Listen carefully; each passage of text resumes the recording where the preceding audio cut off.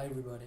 In the previous video I told you the reason why we have to measure the viscosity of our solution containing the polymer particles, and I told you that based on the molecular weight of our polymeric chains and the coiled which are formed can have different sizes, okay, and the bigger the size of the polymer particles are, the more viscose our solution is going to be.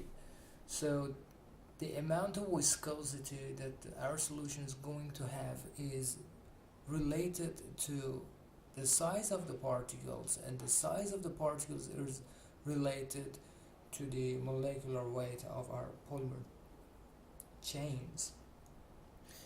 Now, instead of just going through these expressions of different viscosities that we have here, the relative one, specific one, inherent and intrinsic, I want to give you a more detailed explanation of how we use this machine, you can say, to measure the viscosity and what exactly these ones show. Okay, so measuring the polymer solution viscosity, this is what we said before. And how do we measure the viscosity of a polymer solution? It's pretty simple. We just take this funny looking tube that looks like the one in the picture, and let's measure how long it takes for a given volume of the solution to flow through it. We just let the polymer solution flow through a tube like this, and we record the time. You see the time it takes the level of the fluid to drop from this line here A to this line B. And in order to make sure that we are measuring the same volume each time, we measure the time the level solution takes to drop from A to B. And the big bulge here in the tube between the two lines is to increase the volume between the two lines. If this big bulge is not present, the time for the solution level to drop would be too fast to measure the viscosity with just a stopwatch. So we know definitely how to measure the time and the time it takes for the solution level to drop from this level to this level, and we call that time the efflux time. So the time that it takes for the solution to come from here to here is called the efflux time. The thing that we are going to do is to measure this time for solutions of our polymer solution with different concentrations. So we will have the solution without any polymers, and we will start to increase the concentration little by little, and to see how the viscosity is going to change. Well,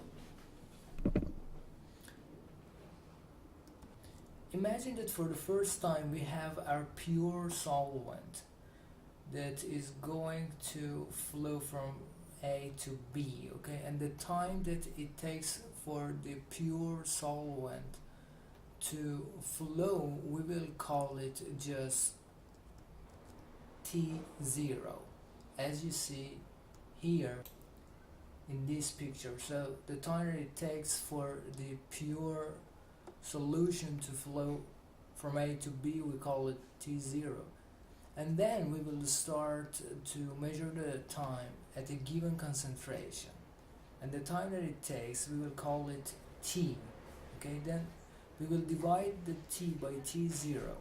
So the efflux time for our solution with a given concentration of polymers, and T0 for our solution which is pure solvent. It doesn't contain any polymeric particles. The amount that we have here, this value is called the relative viscosity, and we will use it for the rest of the calculations. With the next step, we will just look at the difference between the t and t0, so the time that it takes for the solution with particles to flow and the time that it takes for the solution without any particles to flow. So we take this difference and divide it by the time t0, and it gives us the specific viscosity. Now let's get a little bit more, a little bit further. If we divide the specific viscosity that we just calculated to the concentration of the polymeric particles that we have, it will give us the reduced viscosity.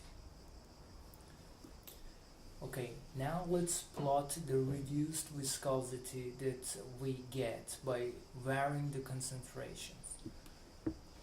Well, for different concentrations, we will get different reduced viscosities, and it will give us this line, which is really important for us and helps us to measure the final viscosity of our solution and to measure the molecular weight.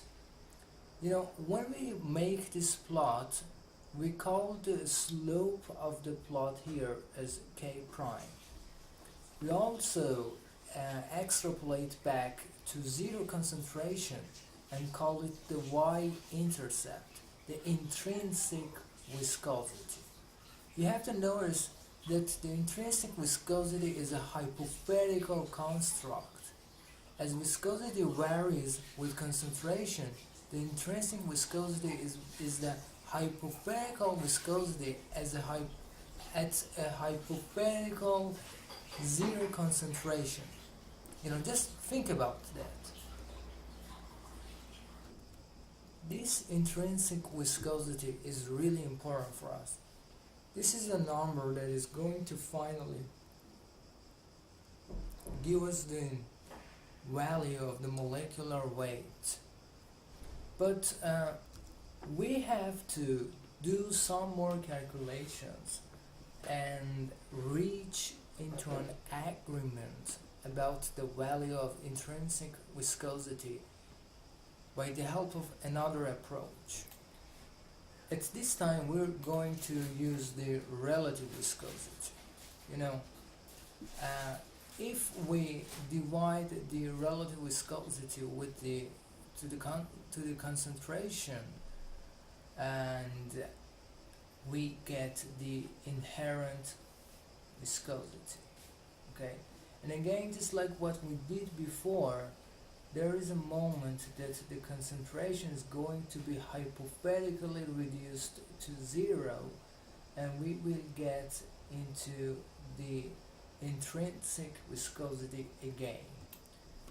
Now, if we put both of our plots together, the one that we got by the help of the specific viscosity, this one, and the one that we got by the help of the relative viscosity, this one, okay, if we put both of them together, we will reach into this intrinsic viscosity. If just these two lines agree, then we have done everything right. We should lead and reach into the same intercept for both of the methods. We usually put the plots from both methods together, as we have done here, to get a plot that you see, and with the two lines meeting at their common intercept, we will get the intrinsic viscosity, and then we are going to use that for having the molecular weight. And how is it going to happen? Well, this is going to happen by the help of this equation, which is the Mark-Hoek equation. And you see that here we have the molecular weight of our polymeric samples. This is the intrinsic viscosity that we got through the intercept with the y-axis, and here we have the K. This K is called the Mark-Hoek constant. You know, for different polymer solvent combinations, we have different Mark-Hoek constants. Okay, and within the literature, you can find the constant corresponding to your polymeric particle, and by substituting it here, you have this and you have this, you will get the